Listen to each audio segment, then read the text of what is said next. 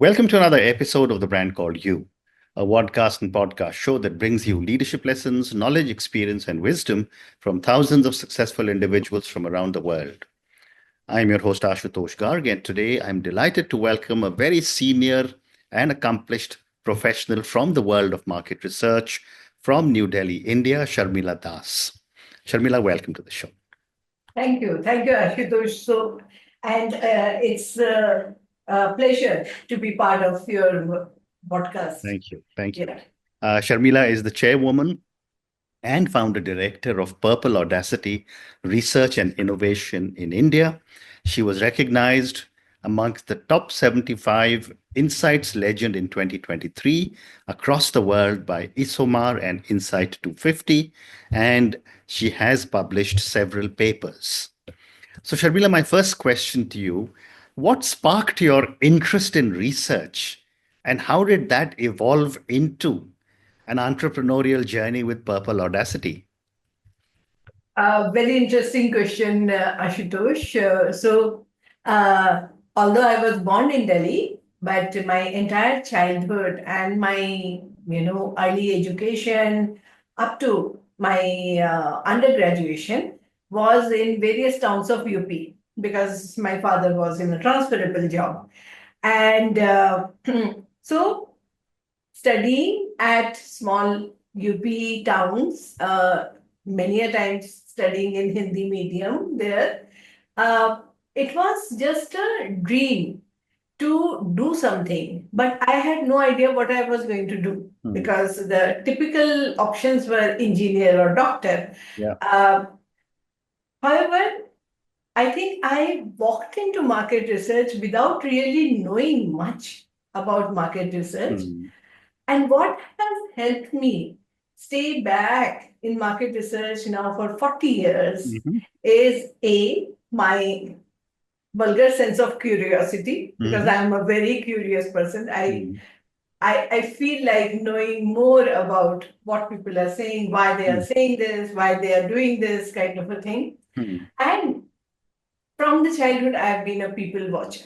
So not in a very bad sense, people watcher, but somebody who likes listening, somebody who likes understanding, somebody who likes experiencing many things. I think that has been the beginning of my journey into market. Amazing. And then you spent a lot of time with Kantar, which is a very well-known research firm. What was the motivation to become an entrepreneur? The Purple Audacity was actually born from this instinct of bringing empathy back into business discussions. And I wanted to build a space where we could really listen to our consumers, listen to users of various things, listen to our clients, and then provide something which is not coming from the boardrooms, but it is coming from the grassroots and where it really matters. Right. So that is what Purple Audacity was. But Kantar, I will always have very fond memories of Kantar. I was with Kantar for 15 years, which in today's day and age is, shocking, because how could one person stay with one organization for such a long time? But that was probably my training ground. Not only in terms of inciting and how to become a qualitative researcher, but also the most important step of how to hold a business together, how to grow a business. Okay. And that was the inception of Purple Audacity. We had started from a Janta flat. And today, inshallah, we are, in a proper office and with all the facilities which a modern office should be offering. How wonderful. The other thing that I wanted to, and I'm going to come to your research, but again, as I was reading about you preparing for this conversation, I was amazed that you got this expertise in both qualitative and quantitative methods, but you have chosen to specialize in qualitative research. Why is this? Okay, so as a young rookie researcher, I was trained to do everything. Qualitative research, quantitative research, census exercises, simulated market tests. So there was no segregation of qual or quant at that time.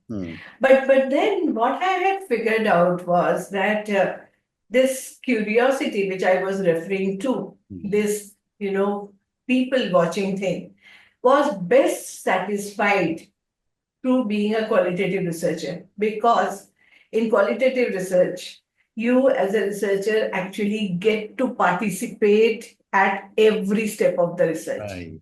In quantitative, you will, develop the tool, data collection tool, but the data collection will be done by your field, partners. But in qualitative research, where all have I not been to? From, absolutely rural, deep rural settings to, five-star venues where we have discussed single malts. So therefore, that kind of experience would not have been possible. Absolutely. But then, Purple Audacity, though we had started as a qualitative agency, very soon the realization that clients do not have a qualitative issue or a quantitative issue. They have an issue. Correct. For which they want answers. Correct. And that's why I think we had launched in 2008. By 2010, we were a mixed method user, using agency. Yeah. And that's why in our website, you will find that we are a method neutral, strategy and consumer insight organization, because depending on the requirement of the issue that the client has, we design our research approach according to that. Very interesting. Yeah. And therefore, a follow-up question for you, Sharmila, is that, and I've spent a lot of time looking at research reports when in my corporate days. What are some common misconceptions people have, or clients or businesses have, about research? The largest misconception is that this is going to be a magic pill. So I will do some research and then some magic will happen and then, everything will be fine. Okay. It never happens. Research cannot be a crutch. It should not be used as a crutch. Right. It's an input into making better and more considered and more, to mitigate your risk. Take a considered strategic decision based on evidence which is being brought from research, based on the interpretation which researchers with years of experience across different sectors are, bringing to you as their recommendation. But then it is not going to change your life overnight because you have done a research project. Very interesting. And you're so right. Top management assumes that now that I've got my research report, my answers will be there automatically. Exactly.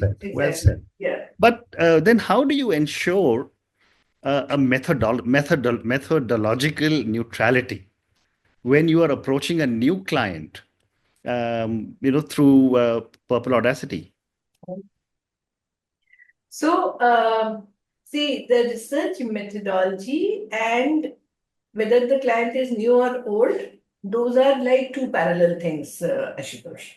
So, the first thing is that the grounded theory, which actually says that you keep learning things as you are growing, is also, and I'm very simplistically, explaining the grounded theory to you for the audience also, because yes, there is a lot to it, but that is the main thing, that you don't assume anything. You keep learning as you are going with the evidence collection. So that is something which always governs our research approach, whether the client is old or new. Okay. And therefore, it's like, unless there is a nail, you will not bring a hammer, right? So unless there is a need for a particular kind of information, you Correct. will not suggest qualitative or quantitative just Correct. because you wanted to sell either of these methodologies. So that is our approach, and that's why multi-method is also, or being method neutral, is also about having that courage to employ maybe 2 or 3 different methodologies in the same research study. And I'm saying having the courage because triangulation of what came out of approach 1 and 2 and 3 is something which takes a lot of mindfulness, it takes a lot of technical skill, and it takes a lot of, deep understanding of the way research needs to be interpreted. So once you have done that, then you can just recommend the methods which are going to. I'll give you an example, Ashutosh, for you to really envisage it. For example, we work with an e-commerce client, and we help them understand what is working, what is not working during their biggest, sale period. Okay. Now, as a consumer, if you have to understand me, then there are multiple things which are happening in my life. I am, definitely making certain decisions about what to buy, where to buy it from, and you should learn that from me. But apart from that, I'm also getting exposed to a lot of stimulus across different apps which are all talking about sale. I'm getting exposed to a lot of stimulus in the market where the sale is also happening. So therefore, there is an experience that I'm going through. You need to understand that too. And some of my decisions are collective decisions where my family is involved in that decision. So therefore, you need to understand the collective psyche, which is actually propelling people either towards online or offline kind of purchases. You have your need for a multi-method approach there.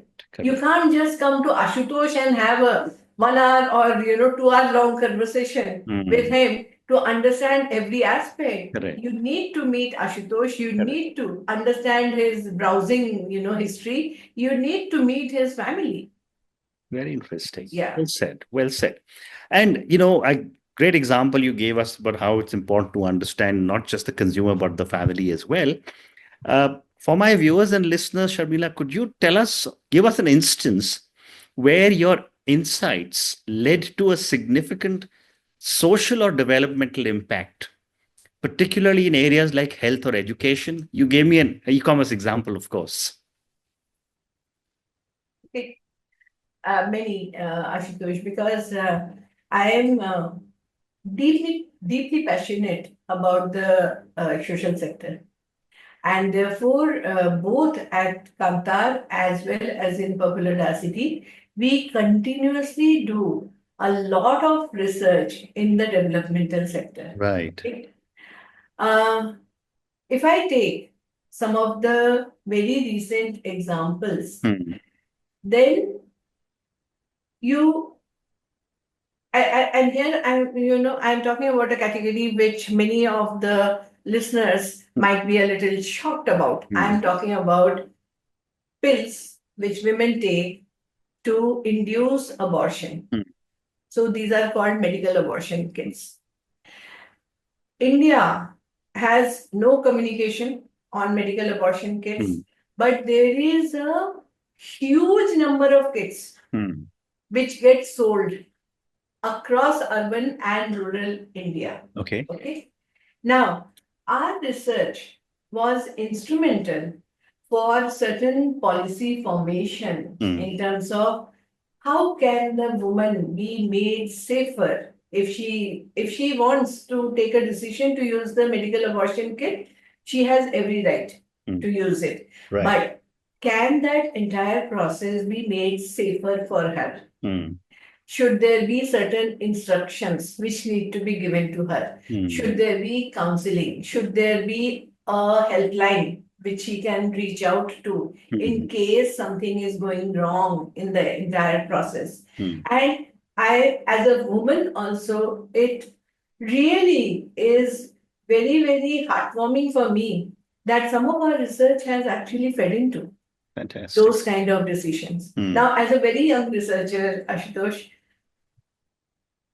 my team was doing a project for UNICEF on pulse polio. Okay. And this is like 25 years ago, or maybe around 30 years ago.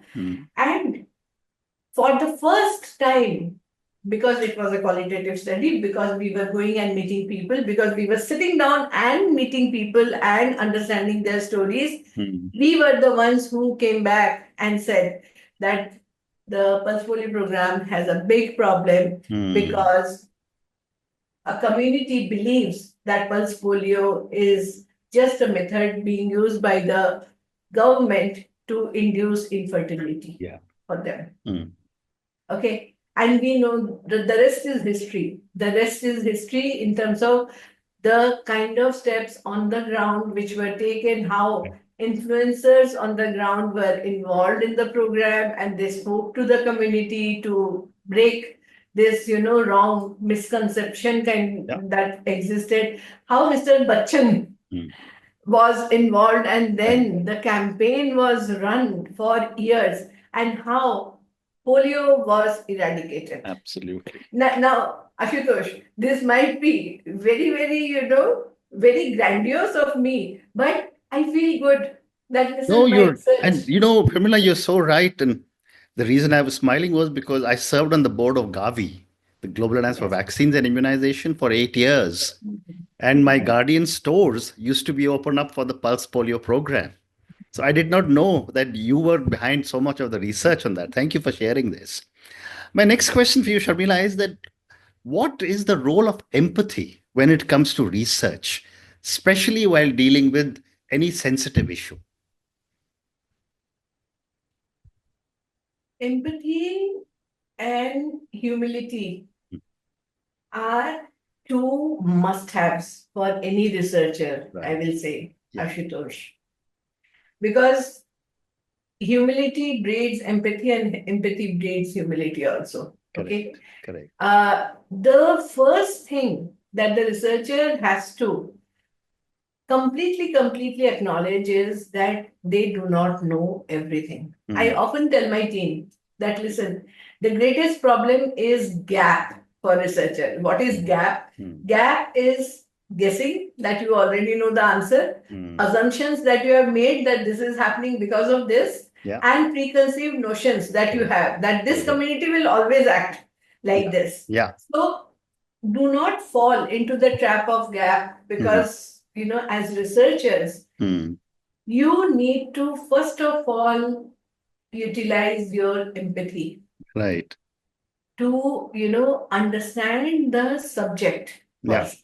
And that's why for every research almost that we do, especially in the social and developmental sector, we always have a orientation and homework phase, because you are not the first ones to do any research on this subject. There will be certain things which are already there. So at least, understand what has already come out. Keep that as a null hypothesis. Maybe it will get validated. Maybe it will be null and void.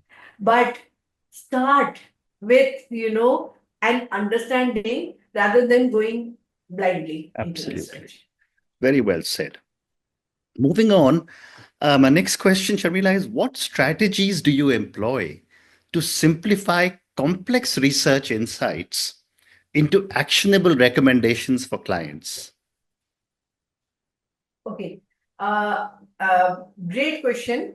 And there is no standard answer to this question, because every researcher would have actually evolved their own, process for this. The process that we follow is a mix of context, code, and conversion. So understand the context first, because context is really the thing.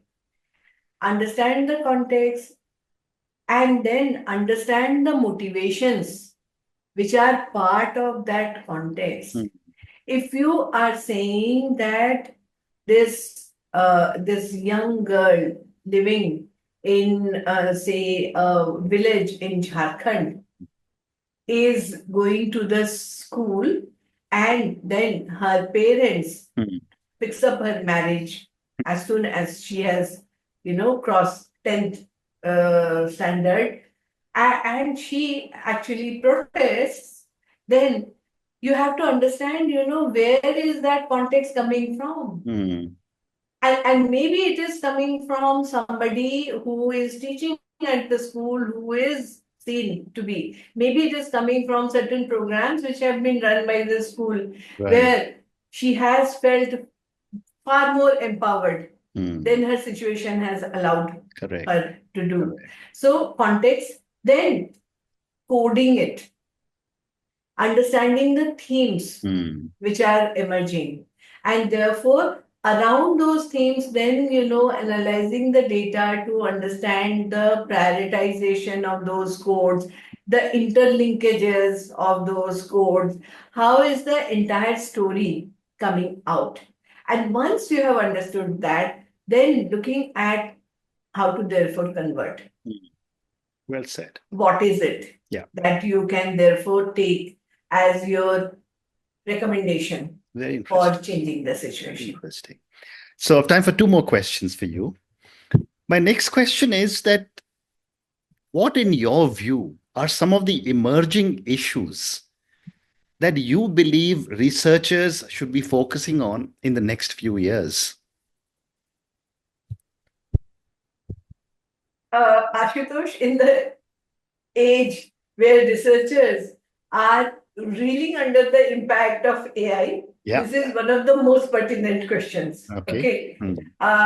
So therefore, there are going to be huge changes. But if the researchers feel that the changes are going to be in terms of AI replacing them, then they are going to be very, very wrong.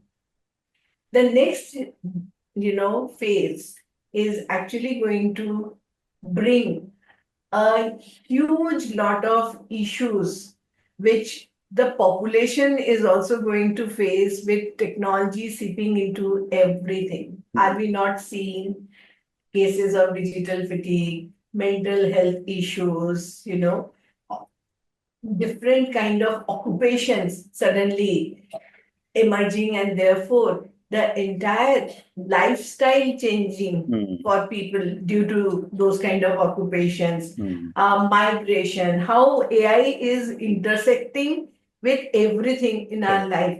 It is going to be very, very exciting in future.